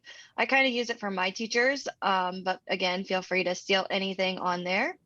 Awesome. If we go back on here, Google, the Global GEG has been really busy this summer. They have created a ton of short videos for parents and students. So the audience is, again, parents and students. And if you scroll down to the bottom, there's a nice Google Doc right here. And there's a table of contents. So if you need help with Classroom, you can click it and it will take you straight to Classroom. And there is quick, our goal was 90-second videos. So they're very quick, they're easy to understand, and it's very step-by-step. We try to do like step 1, step 2, step 3. And so feel free to share these out with your districts. Feel free to make a copy of the Google Doc and take away. I know some people don't use Google Classroom, so feel free to take away Google Classroom if you need to for your district. You might just want to like label it at the bottom that your district like name, and you edit it just so you don't get confused, or if somebody else needs Classroom, they're able to find those resources. But we talk about digital citizenship, and I just know like at the beginning of the year, my teachers were like, do you have a video on this? And I kept going to this document to share resources. So if you still have parents or students struggling, feel free to use those different videos that were created, and they're from people all around the world. This is fantastic. Cannot tell you how often that question comes up. What a wonderful resource. And then the next thing on the list, let's see here, is just the terms for digital learning. There's a lot of terms that I think are new for students and especially parents. So that first link kind of on the newsletter, it just has, one of my EL teachers found this. I don't even know who their creator is, but I would love to give you credit. But it just says like open Google Classroom. I know a lot of our EL students are struggling right now with what some of this means. And so it just has what it is, what it looks like. So it's a very nice resource for students that might struggle with some of the words that you're trying to use, or maybe a teacher the following, like the previous year, used something different. And so when you're saying the waffle, maybe they didn't use that term. So you just got to be careful and really make sure that your students understand what you're trying to explain to them. Again, fantastic. And then another one was ways to communicate with parents. We've been trying to really push the partnership with parents. So I just made this quick infographic with ideas of how our teachers could communicate with parents. We also did a True Colors survey, which I'll talk about a little bit later, but what the True Colors survey is you take a personality test, and there's 4 different colors. I'm a gold. So golds are very type A. They like to have things done, organized. Blues are more of that relationship person that loves to be in touch. And so what we challenged our teachers with was giving this survey out and then communicating that with parents too. Have the parents do the survey so you know how to communicate with them. So Stephanie Rothstein created this survey, and she has a whole website about this. It's a really awesome resource because we were going to struggle with that relationship piece of knowing you only see the kids twice a week. So how are you going to build that relationship with them? And so this test that she created and kind of came up with has really helped. So her website is canwetalkedu.com. And she goes over how to build relationship. And then she has a monthly challenge to keep growing your relationship. And so that you can understand other people better and work as a team better. So it was really good. And then real quick, a lot of people don't know about talking points. We use talking points in our district. It's an amazing app. It's kind of like Remind, only we've been struggling with our EL population, and it takes what you text in English and translates it to their language. So really amazing technology there if you're looking for something to help parents that are not English as their first language. So make sure you check out Talking Points if you haven't. Is there a link to Talking Points here? I can put it in the agenda. Yeah, and also And then, to the website you mentioned, the Can We Talk website? Yeah, that is in the agenda. There it the is. other Yes, one I I see will it. add. Yep. And then just another thing, a lot of my teachers are having a lot of struggle with sharing because they used to just post right to Google Classroom. The sharing settings would change for them. So if you want to, feel free to steal or whatever you need to do, but it just went over, okay, if you only need to see it, this is what you need to do. Because now with remote learning, they have to share with parents. And parents have become a big part of the students' education. So making sure that parents can see it and making sure that they change anyone with the link, which was really hard for a lot of my teachers to get used to because they're just so used to signing in Google Classroom. It makes a copy, it edits, it allows view, it does whatever for the students. But when you add the parents in, they needed a little bit more support. And then there's the Can We Talk, and Stephanie Rothstein has added different Pear Deck activities for the students to go through as they take the test and to learn more about themselves and others. So again, Excellent. another really great resource. I might have to add the link in again. I'll fix that link. That's great. Oh, maybe that's it. Yep, It's there it is. there. It's So there. she's got a huge video that she did with Global GEG. It was amazing on building relationships. And then after that, you take, well, first you should take the survey. After you take the survey, you can watch it. And then after that, you can give it to your students and then you can share your colors. And I just really love this. It's really helped me work better as a team and get to know people that aren't other golds, and to take a moment to ask the blues how they are, because I'm so task focused that I need to slow down and just be like, how are you? How's your kids? You know, all that kind of stuff. But it's hard to do. I'm looking at And this, she's trying to all think. different. I'm trying to think what color I am now. I think you're green, I Eric. think I'm purple. It's not on. It's not. It's not I on think there. you're green. Okay. Well, now I'm really curious. I got to find out what a green is. Yeah. Make sure you take the personality test and let us know what you are, because it's really interesting. Like once you get to know yourself.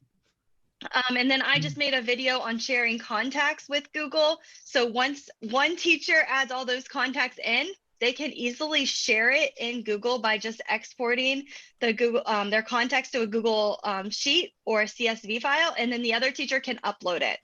So it's really easy. It's really helpful for teachers to do. And then I made a graphic going over Google Meet because a lot of my teachers were struggling with, okay, there's Classroom. I can have the kids join from a nickname. I can do Google Calendar, and I can do appointment slots. Like, what do I do?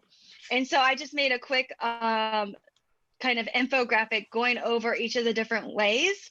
And it really helped my teachers like understand which way would work best for them and their students. It all depended on how many kids the teacher had. A lot of my middle school teachers, which is like 5th and 6th grade, used the Google Classroom because they have less students, but my junior high teachers, they've got over 150 students, so they are more likely going to use the Meet nickname. So it just kind of helped them understand the difference of those. So feel free again to steal that resource. And then the last thing I just want to go over and share is this attendance for Google Meet. I just learned about it this week from Scott Summers. I think he was watching. And what you do is you can add this extension and it takes attendance. So you would just pick which class you have. You have to add one student first. And once you add the students, or you can add all your students in, you can mark them as here or not here. And then it creates a really good spreadsheet. So I really enjoy the spreadsheet. You can quickly see who was attending and who was not.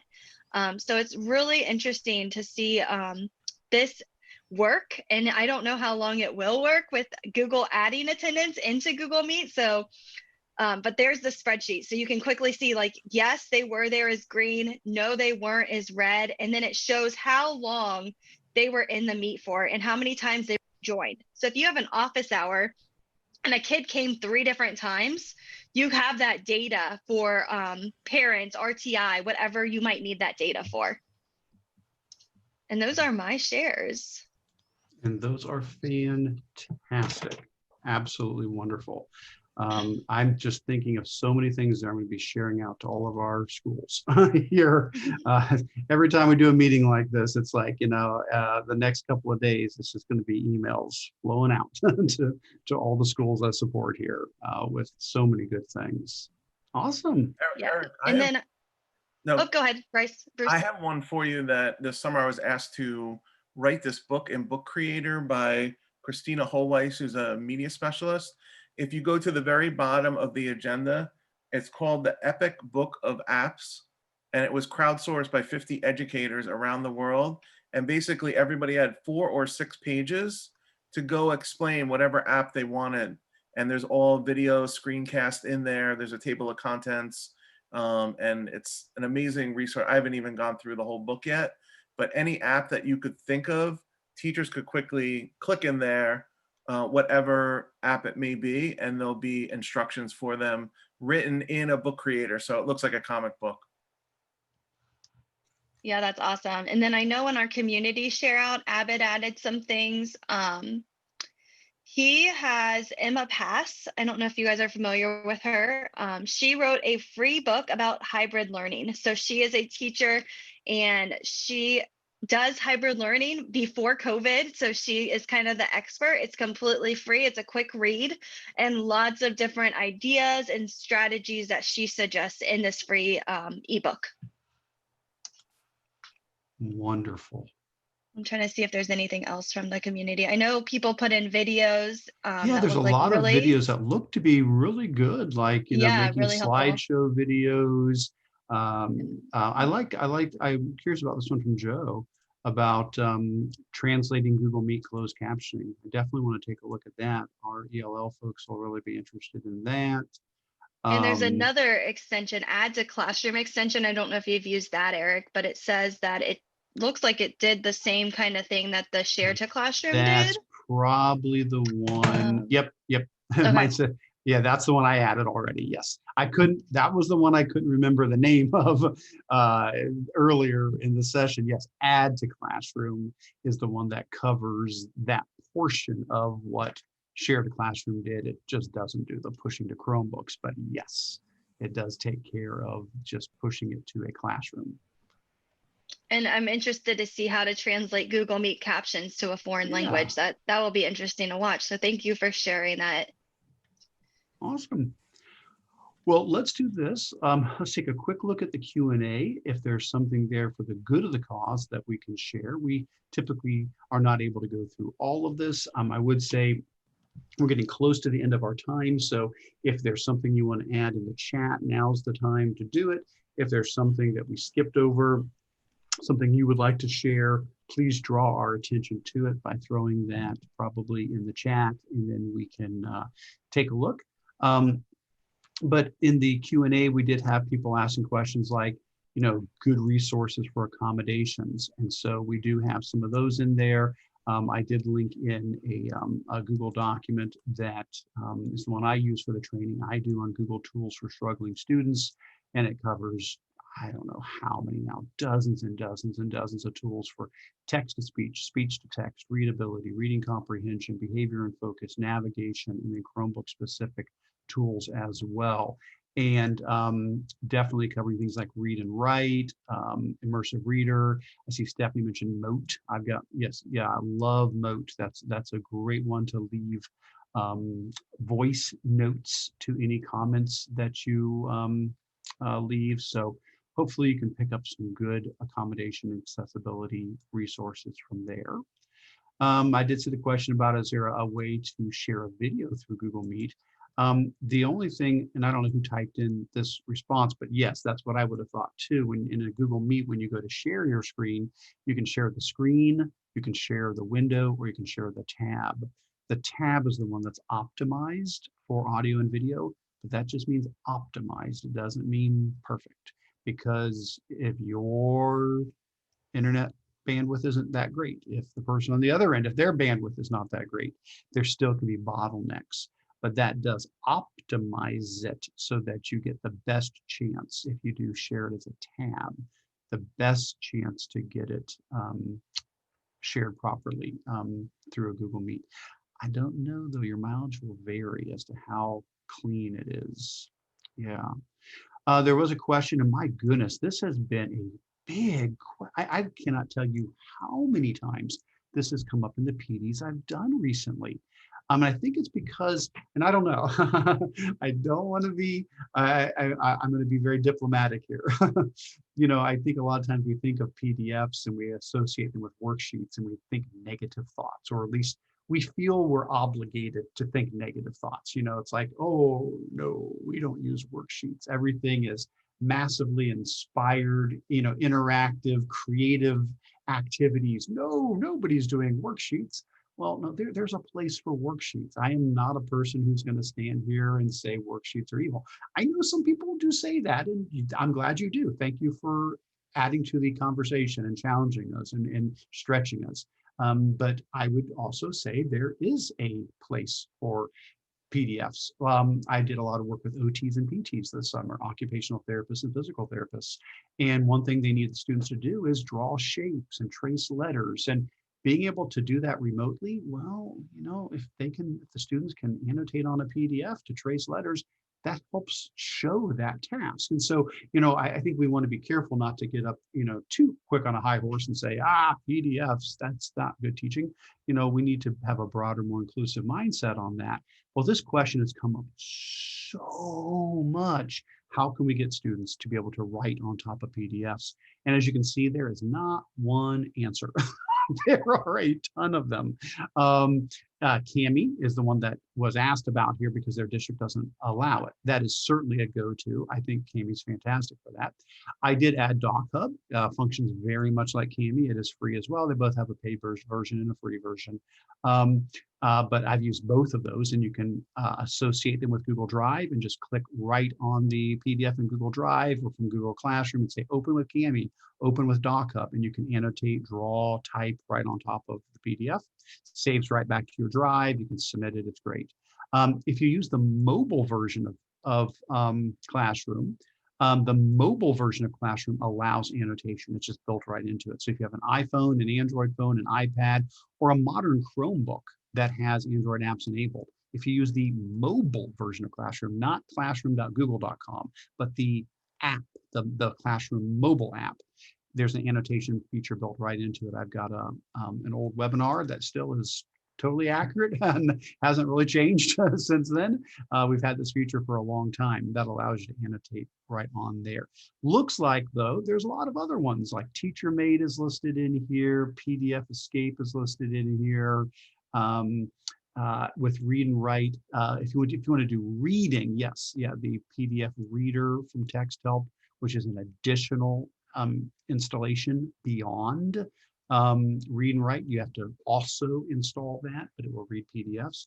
I don't know, Bruce, John, Stephanie, anybody want to add to the giant PDF discussion about, because I do know there's the one other thing I did not put it in here, which takes some time, but I know people will do where you take a PDF and you turn the PDF into images, and then you take each image and you make it be the background of a slide, and then people can then write on top of it in slides. That works too, but it is a lot of hoops to jump through. If We I use, no, go ahead, Steph. okay, we use slides. So we'll add it as either the background or just on the slide, and then Yep. add Pear Deck and then the drawing tool. Yeah, yep, So that's kind of exactly. our workaround. Mhm. I know it's not ideal, but it's sometimes the easiest, because I know text help can take a while to load, and our students aren't always the most patient. So that's the way that we have done it. Yeah. If you want a basic interface, you can use Seesaw, and when you import a PDF into Seesaw, it basically makes it the background and is lockable, and then you can write over the top of it. So, and it's got very simplified tools for our kindergarten, first, second graders to use. Awesome. Yeah, if you want to throw that in, John, if you want to throw that into the document as well as another one to point people to, that'd be great. I found to fill things out, the read and write for Google is so easy. You can open up the document in that and just use the T tool to type. And for the teacher, if you're filling out any forms, it's free for educators. The only caveat is it's not free for students. But I found that one very easy to use, and then it just saves it right back to your drive. Love it. And then I don't know when it's coming out, but if you look back through the old agendas, somewhere, I know we've mentioned this, there was a blog post that ChromeOS is getting a built-in PDF annotator. Not the most recent, I saw that recent post about saving filled out PDFs in Chrome. That's not what I mean, but the actual pencil draw on annotation tool, as it'll basically what you see in Classroom, the mobile version of Classroom, that annotation bar is going to get baked into Chrome OS. So if you're on a Chromebook and you open up a PDF, there'll be a little pencil button you can click, and just the annotation bar will just appear, and you'll be able to just write right on it. So eventually, if you're using a Chromebook, for sure, you won't need any additional app. You'll just, on the Chromebook, just click the pencil and just start annotating right away. I don't know why that hasn't made it out yet. I swear it's been 6, 8, 9 months since that got announced, but that would save people a lot of time. All right, we're down to just about a few minutes left here. I did see questions about what if you don't have an enterprise domain? Can you do anything And I would about just that? talk. Oh, go ahead. I would talk to May Ju if you're part of, it says right there, like Google Trainer. If you're in the Google Trainer community, email May. She did send an email out a couple weeks ago, so just check with her. She is always advocating for her Google trainers, which I love about her. Yeah, I think that would be really helpful, because as a trainer, to be able to experiment with those tools. I mean, that's why I'm glad at the Stark County ESC, we were able to purchase Enterprise, so I can now stay up to date on that. I'm not sure what I would do with my trainer domain. It's just me. I have one account. Can I convert that to Enterprise? I don't know. And so that's a very good question. I think a lot of people would benefit from that as a trainer, being able to have Enterprise features available. All right, see a couple questions here about Jamboard on Chromebooks, saying that, yep, you can, but there was a note about not being able to insert files from Drive on Chromebooks. Jamboard, I do appreciate this blurb here, that Jamboard does have a mobile app that actually has more features than you get on the web. So if you access Jamboard on the web, and then if you access Jamboard on your phone or on your iPad, or if you're using a modern Chromebook and use the Android version on your Chromebook, it has extra things such as being able to do handwriting, and it'll convert your handwriting into text. You can draw shapes and it'll turn the shapes into the correct shapes. It has extra functions that are nice. Some more cheat sheets for Google. That's great. Some ideas on attendance. Thank you for everybody who shared their different thoughts on taking attendance, whether it's a Google form that kids fill out, or that Chrome extension we mentioned, or for Enterprise, how it's going to be built in. Question about if a student gets added to Classroom late, do they see all the earlier things? They should, yes. My experience is yes. Anytime I have created, because I do a lot of classes that are rolling courses that people can join anytime, and I've already got all of the content in it. When they join, they just see everything. I don't have dates on them, like due dates when they're due. So I do see how they're saying things may be marked as being late. Um, all right. Have people seen intermittent problems with making a copy for students and the students don't get it, but they get to make a copy link? I had not. I had not seen that. But it sounds like some people have seen that, and they were wondering if maybe they'd accidentally deleted the original, and so that was making a new copy for them. The only time I've seen a problem is when you push out something really big to your students. Sometimes it's really delayed in getting copies made for the students. And there was that one workaround, I think I shared it in an earlier meeting, I think, where if you have a really big attachment that you're making copies for students and it really truly does not show up for them. And I made a video on this one for my teachers here because people were struggling with this. And I'm happy to share that video if it's helpful. If Sometimes it just doesn't. It does not make the copy, like it times out, and like 3 of your 50 kids don't get the copy. It's so weird. What you do is you go into the assignment and you leave a private comment for that student. Just type in just testing, and that triggers it, and it like restarts the process, and then the attachment gets created. It's like that's the workaround. You leave a private comment, and it like kicks off the process, and suddenly, boom, their attachment shows up when it wasn't there before. So I have seen that. We saw some of the same problems, Eric. We had a large amount of teachers taking an online cohort to do the Google Certified Educator Level 1 this summer. It was close to 800 teachers we had in one Google Classroom. And I'll tell you what, Google Classroom groans when you have that many. And things like assignments not showing up, or if you have multiple attachments in an assignment, sometimes you have to close and open, and then eventually it'll say, oh yeah, and it'll give you all of the links there. So we have cut back the numbers that we're going to put into our Google Classroom. We've reached, we think the theoretical practical limit is about 200 people in the Google Classroom. So that was just based on what we did this summer. It worked, but there were some issues. Thank you for sharing that.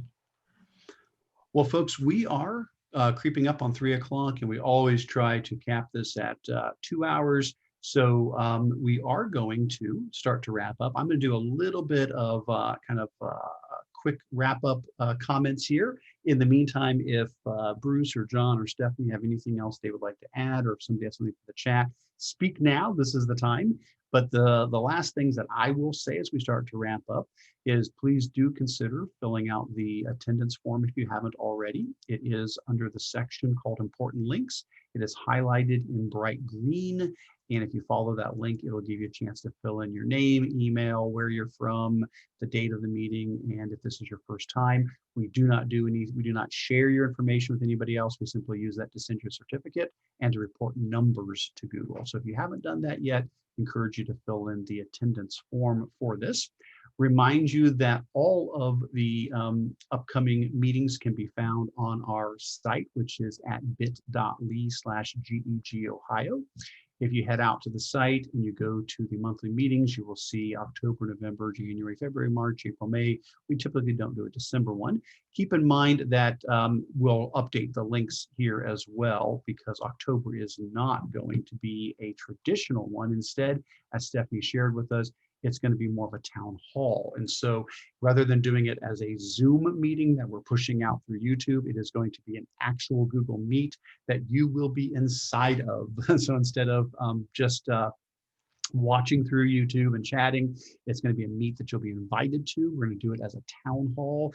Google is asking for people to do this.